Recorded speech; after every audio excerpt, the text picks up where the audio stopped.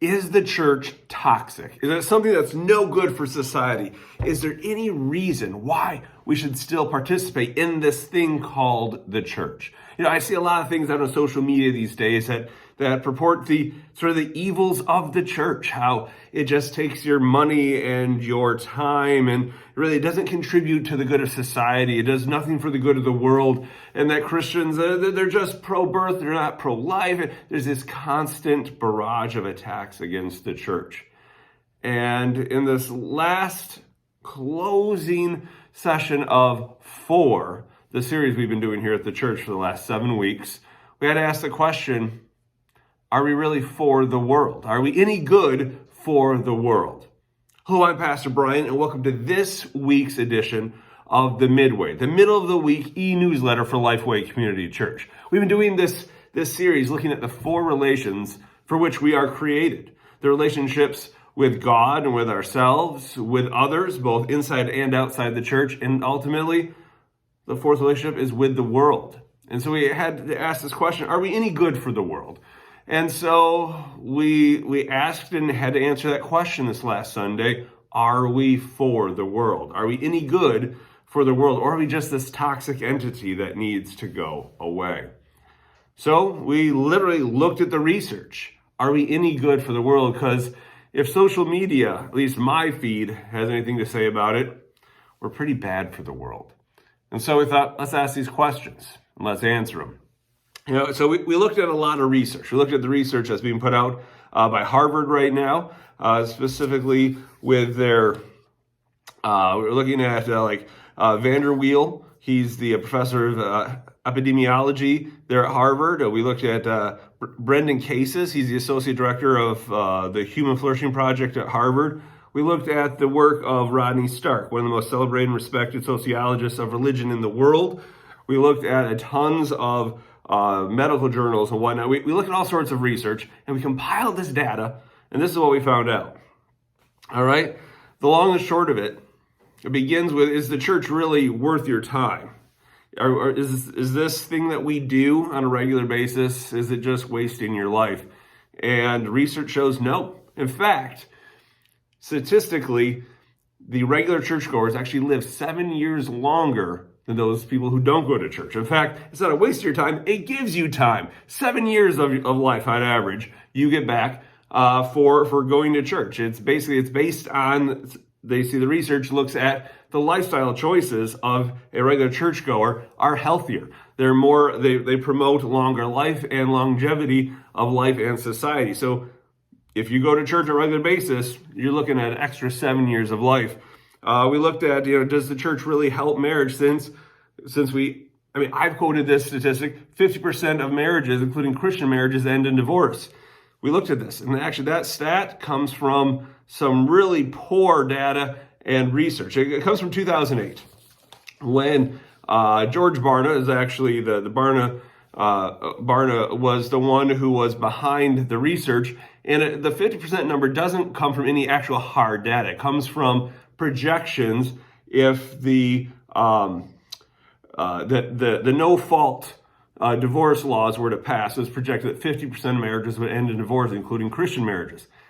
We've never actually hit that number. Nationwide, we're at about 33% at this time divorce rate. That's not just that's all marriages across the U.S. 33% divorce rate. Of those, if you look at Christians, a regular churchgoer actually cuts that number in half down to about 15% chance of divorce. And that is a huge difference than 50%, isn't it? So we actually see that those who go to church regularly actually have a very slim chance of divorce. In fact, we see that it is phenomenal for family life and for marriage. We'll actually talk more about that. We saw that we addressed the issue that some people say that the church is harmful for children, especially raising them with a belief in creationism. And actually what we see is that regular church participation for children actually greatly reduces the occurrence of depression in adolescence, substance abuse, and sexual promiscuity. We looked at the question of, is the church oppressive to women, and is it just an abuse of patriarchy? And what we saw is that those folks who are engaged in regular church participation and church life, we see that the church-going women are actually in the happiest relationships in America. And this comes out of the Journal for Scientific Study of Religion. Look this up. I'll actually put all the links and whatnot into down below so you can actually look this stuff up yourself. We actually see that church-going women are the happiest relationships in America, and abuse actually decreases by about 50%, domestic abuse. We also see that those who are regularly part of a church give heavily to issues abroad, all around the world, and we actually, in fact, Christians, church-going Christians, are the primary source of secular charitable funds that benefit victims of misfortune, no matter what their beliefs are. We see that evangelicals are wildly more generous in giving to the poor, more than 2.5 times the rate, almost to we see that they donate their time at a much higher rate than non-churchgoers. In fact, it is estimated that Christians donate, just in the U.S., $74 billion worth of volunteer time each year. We see that the church is actually, they looked at the pandemic in particular, but they see the church, folks who go to church regularly, having a remarkably higher health in mental health than those who do not. In fact, the only people in the U.S. whose mental health as a demographic improved in 2020 was the regular churchgoers. We see a significant decrease in the deaths of despair. We see a 68% decrease in women from the deaths of despair, and those are suicides, alcohol poisoning, and drug overdoses. We see a 33% drop in men. We see that those who go to church on a regular basis have the most sexually satisfied lives, and that we also see that when it comes to being, well, oftentimes what people say that Christians aren't really pro-life, they're just pro-birth. Christians adopt and foster at a much higher rate, over 2.5 times the rate of the non-church-going folks. They are by and far the ones who are donating the most to prolong life across the board in disaster regions. They donate blood at a much higher rate. Everything about Christians is pro-life from conception to the grave. It isn't just pro-birth. We are truly pro-life across the board. What we also see in a remarkable way is that society as a whole is better. You see that their church-going folks are less likely to commit crimes, burglaries, larcenies, robberies, assaults, homicide, much lower rates, greater physical health.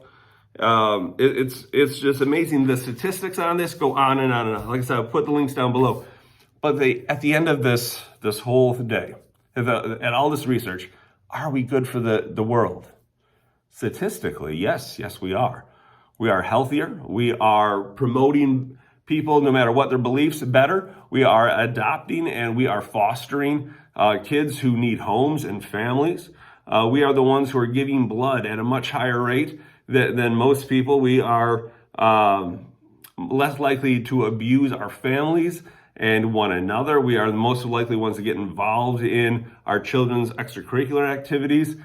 The church is just good for the world.